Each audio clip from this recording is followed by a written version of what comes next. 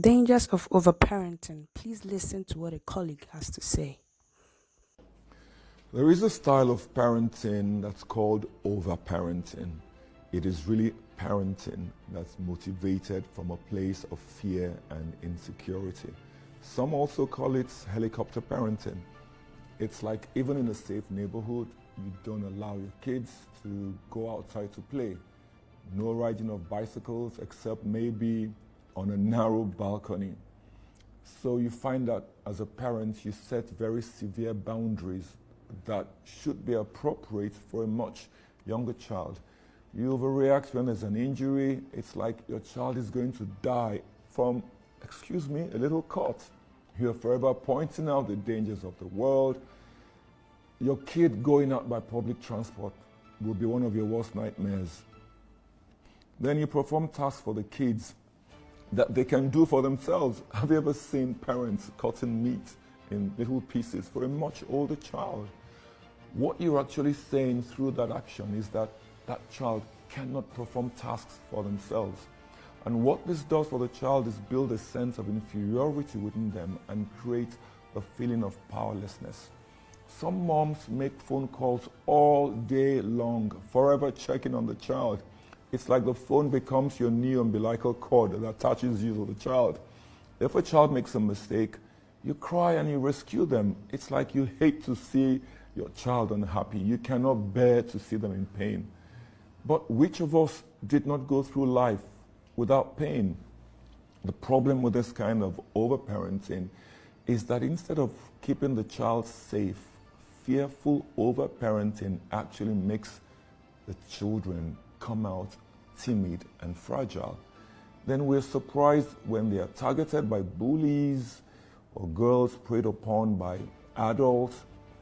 See, the message we send out to the child's subconscious when we overparent is that there's someone who's there always to fix your pain. When you shield your children from life's difficulties, you actually make life harder for them when they become adults.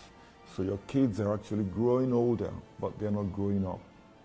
Have you seen those parents who monitor everything their children do, control every free time, pack the day full of activities, supervise all those activities? You carry the kids everywhere, you wash their boxers, you pester teachers to get your kids an advantage. And some parents are constantly arguing with school principals. I'm not saying one shouldn't, but sometimes it's overparenting when you have to look into every situation where the child gets into trouble. And if anyone criticizes your child, they are in trouble. And the truth is, you're doing this out of love, but the result is terrible.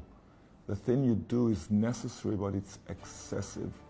Many moms' overprotective instincts come from their maternal nature, but those instincts end up pushing them into overparenting more than perhaps the dads.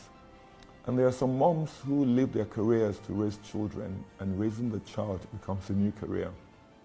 God does not control us in his parenting style. He is the ultimate parent. He gave Adam and Eve freedom, but gave them boundaries as well. There must be some balance in parenting. Micromanaging a child's life looks like love, but in the end, the kids are unable to cope with pressure in life. And these are the ones who end up on drugs or on medication to handle stress and anxiety. These are the kids who grow up with no basic life coping skills. There comes a time when we must release our kids into the world.